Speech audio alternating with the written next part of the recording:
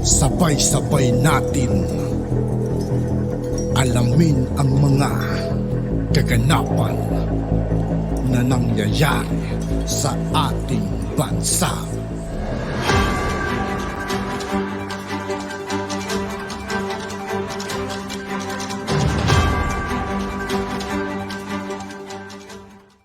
Yo, what's up mga kaibigan? This is I2K po again. Ngayon nandito ulit tayo sa channel ni Pinas News Insider.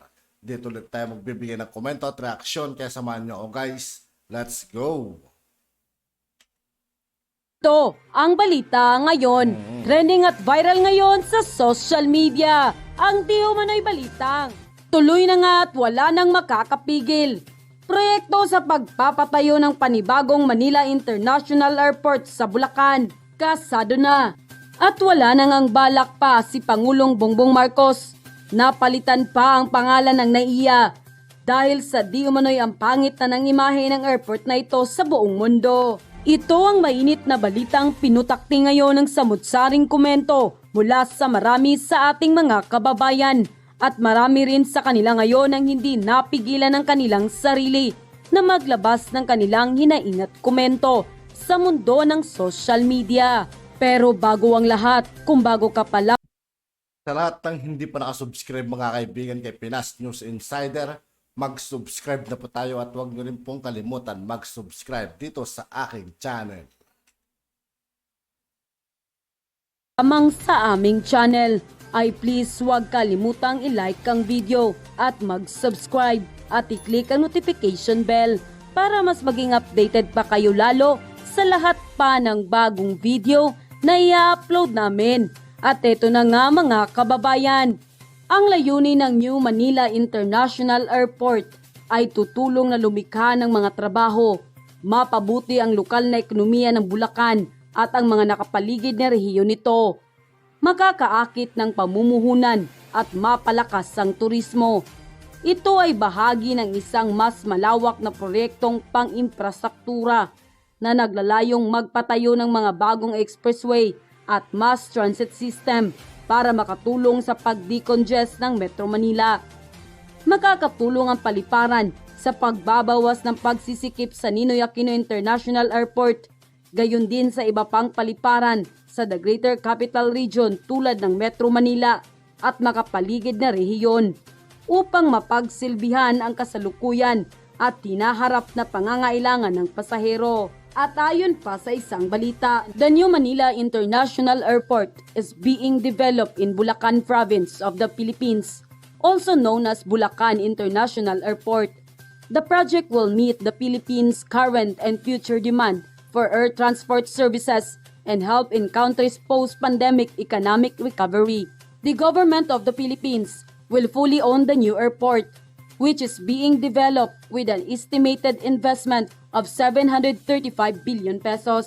The Philippines Department of Transportation DOTR signed a 50-year concession agreement with San Miguel Aerocity, the infrastructure unit of multinational conglomerate San Miguel Corporation, and September 2019 to construct the airport on a build-operate-transfer basis. Construction on the new airport commenced in 2019 and it is expected to be completed in 2027. The airport will be developed in phases with an initial capacity of 35 million passengers a year and 100 million upon full completion. And quote, isa nga itong simbolo na hindi lahat ng pangako ay napapako. Dahil sa proyektong ito ni Pangulong Bongbong Marcos, tiyak na makikinabang hindi lamang ang kasalukuyan, pati na rin ang inaharap na pangangailangan ng mga pasahero. Samantala, hindi naman mapigilan ng marami sa ating mga kababayan na magbigay ng kanilang hinaing at komento sa mundo ng social media. At ayon pa sa kanila, malalaki at napakaraming proyekto agad ni PBBM. Swerte ng Pinas, ito na siguro ang katas ng mga ginto nila. Lahat ng mga Pinoy makikinabang sa mga proyektong ito. Ongoing na lahat, pati PNR na Manila tumatnog. Napakatalinong desisyon. Puro kapakanan ng bayan ang kanyang inuuna. Imbis na palitan ng pangalan ang dating paliparan, nagpagawa na lang ng mas malaki upang maraming mabigyan ng trabaho ang mga Pilipino. What an awesome answer to the problems of NAIA! Having a new international airport with all the modern facilities that goes with its construction. It creates jobs for the Filipinos and will help naturally with the economy by enhancing tourism. Having an easily accessible airport is an boom and an attraction for people around the world to visit the Philippines. Thank you, Mr. President, for your untiring efforts and insights and what to do to make Philippines a great nation again. Very wise move for PBBM. He's very smart talaga. Kaysa manahin ng administrasyon niya ang masamang pangalan at kamalasan ng airport na yan. Kahit ibalik sa MIA pa, ay magpatayo na lang ng bagong airport. At least, tatak Marcos yan at siguradong first class, kagaya ng mga projects na itinayo ng dating President FEM at First Lady Imelda Marcos na hanggang ngayon ay pinapakinabangan pa din. End quote. Nakita na naman natin kung gaano kahalaga sa lalong-lalo na dito para sa Pilipinas, kung gaano kahalaga na lahat, pati yung mga magulang, yung mga teacher, kung sino man mga volunteer, pagdating sa ating mga anak, sa mga bata, ay talagang buong loob natin na tumulong para gumanda naman ang kanilang experience dito sa pag-eskwela. At ito siguro ay panibago na rin dahil nag-lockdown tayo, nakabalik tayo ng konti. Pero ito na siguro ang pinakaunang ito na yung pinakaunang pasukan na medyo normal after the lockdown. Pero normal, pero marami tayong pinalitan, marami tayong inayos na mga naging reklamo. At yun ang pinagtsatsagaan at pinaghihirapan ng ating DepEd Secretary at saka si Vice President Sara Duterte. Yeah. Sige, let's take a few questions. Mr. President, magandang umaga po. Good morning. In connection po sa Brigada Eskwela, since preparation naman po ito sa darating na pasukan, Mr. President, any update po doon sa mga eskwelahan na nasira ng Bagyong Egay? Based po sa report na nakakarating sa inyo, pwede na po bang magamit yung mga classrooms na sinalanta ng bagyo? Hindi pa lahat. Kasi nung tumama yung bagyo, sabi namin anong magagawa natin sa isang buwan. So far, basta kung ano yung kaya natin gawin, together pa with, kasama pa yung ating mga LGU, ay ginagawa lahat para maayos natin yung mga nasira. At patuloy naman, dapat ang school building program, pero talagang malaking sagapan itong weather natin. Yes, yung mga tinamaan po ng Bagyong Egay, sila po yung priority natin sa budget natin for repairs this year. Pero kung hindi po umabot yung repairs nila by opening ng August 29, ay immediately po i-implement ng ating mga paaralan yung blended learning program natin. Dahil wala na pong learning disruption ang direction ng Department of Education, lagi pong blended learning or in-person classes. So, tutuloy-tuloy ang pag-aaral kahit merong problema sa classroom. So, yes, so yun ang naging temporary solution natin. Balik tayo dun sa sistema mga nabuo natin nung lockdown.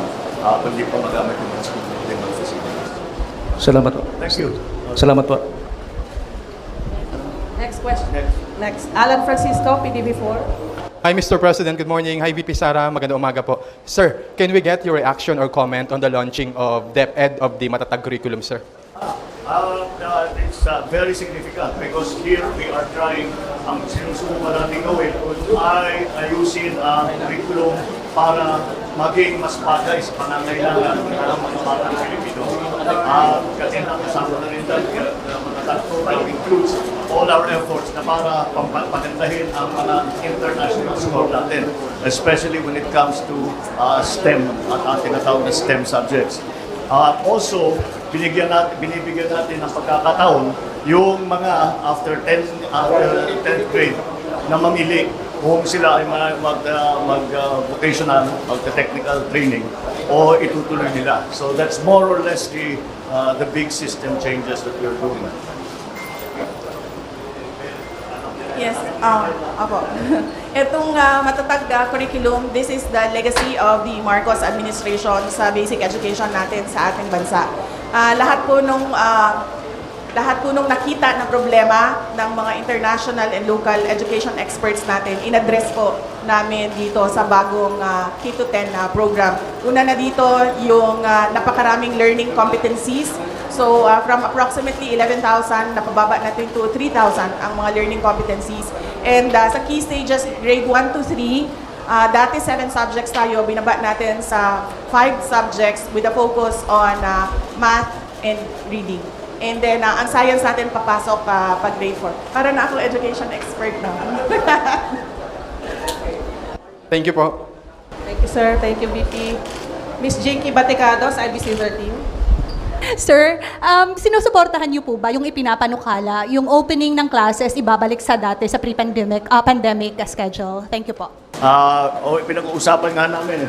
We were talking with the teaching staff here.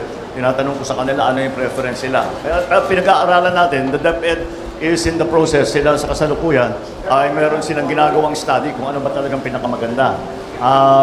Siguro ay malaking tanong yan eh. Hindi ganun kasimple yan. Kasi nung pinaltan natin yung schedule dahil may pandemic, tapos ngayon naman climate change ang kailangan natin pag-usapan.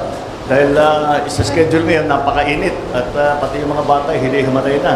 Kaya kailangan natin isama sa ating pag-aaral yan kung ano yung mga dapat gawin. So, wala naman kaming preference, mas gusto namin ito, mas gusto namin yun. Hindi naman. Titignan lang talaga natin kung ano yung pinakamaganda, both for the kids, especially for the children, at saka sa mga teacher, at saka sa mga administrative non-teaching staff.